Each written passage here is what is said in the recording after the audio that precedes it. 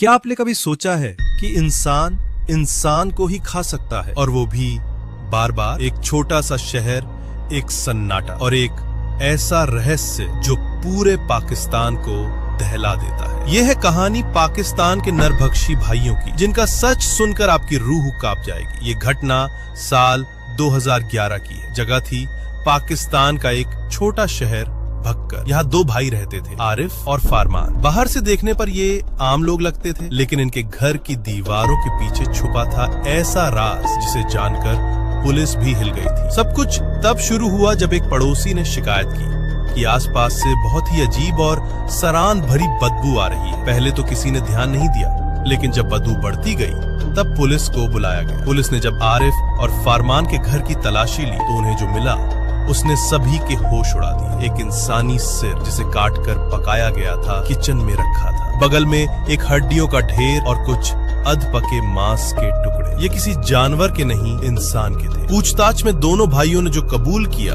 वो किसी फिल्म की कहानी नहीं बल्कि हकीकत थी। उन्होंने बताया कि वो कब्रिस्तान में जाकर नई नई लाशें निकालते हैं और उन्हें घर लाकर खाते हैं। आरिफ और फरमान ने कबूल किया कि वो अब तक दर्जनों लाशों को खा चुके हैं। उन्हें इस काम में मजा आता है और वो इसे एक बीमारी नहीं बल्कि अपना शौक मानते हैं। पुलिस ने जब आसपास के कब्रिस्तानों की जांच की तो कई कब्रें खुदी हुई पाई गईं। कुछ में लाशें गायब थीं, कुछ आधी खाई हुई थीं। लोगों में दहशत फैल गई।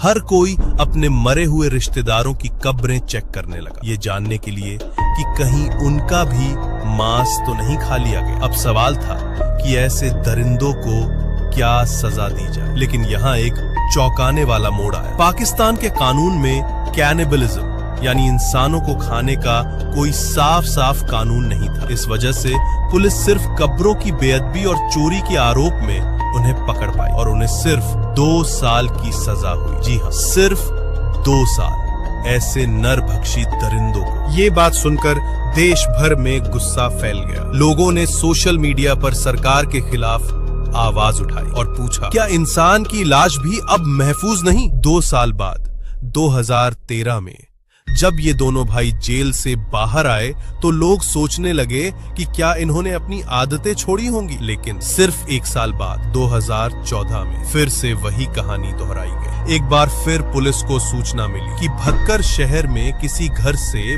बदबू आ रही है। जब पुलिस वहां पहुंची तो वही घर, वही भाई और फिर से एक इंसानी सिर पकाते हुए पाया गया। इस बार कोई शक नहीं रहा, ये दोनों मानसिक रूप से बीमार नहीं थे बल्कि सीरियल नरभक्षी थे, जिन्हें इंसानी मांस खाने की आदत पड़ चुकी थी। लोगों ने मांग की कि इन्हें उम्र कैद दी जाए या फांसी, लेकिन फिर से वही कानून आड़े आए। पाकिस्तान के कानून में कोई धारा नहीं थी जो इंसानों को खाने के जुर्म में सख्त सजा दे सके। अब मामला मीडिया की सुर्खियों में आ गया।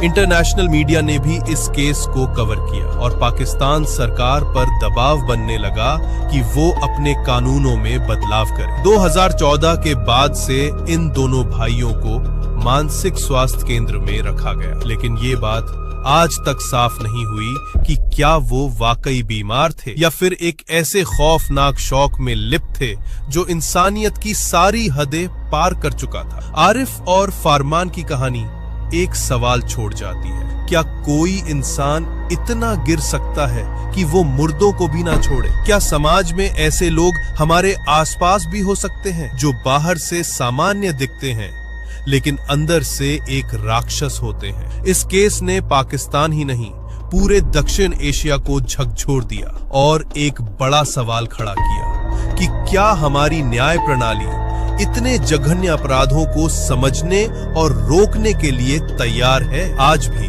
अगर आप पाकिस्तान के भक्कर शहर जाएंगे तो लोग उस घर की ओर इशारा करते हैं जहां ये नरभक्षी भाई रहते थे। कुछ लोग कहते हैं कि वहां से अब भी कभी कभी बदबू आती है। कुछ का कहना है कि वो घर मनहूस है और कुछ अब भी उस दिन को नहीं भूल पाए जब पुलिस उस घर से एक इंसानी सिर लेकर निकली थी और पूरे शहर में सन्नाटा छा गया था। ये थी पाकिस्तान के नरभक्षी भाइयों की सच्ची कहानी। एक ऐसा केस जिसे सोचकर भी डर लगता है। अगर आप ऐसे ही रहस्यमय और डरावनी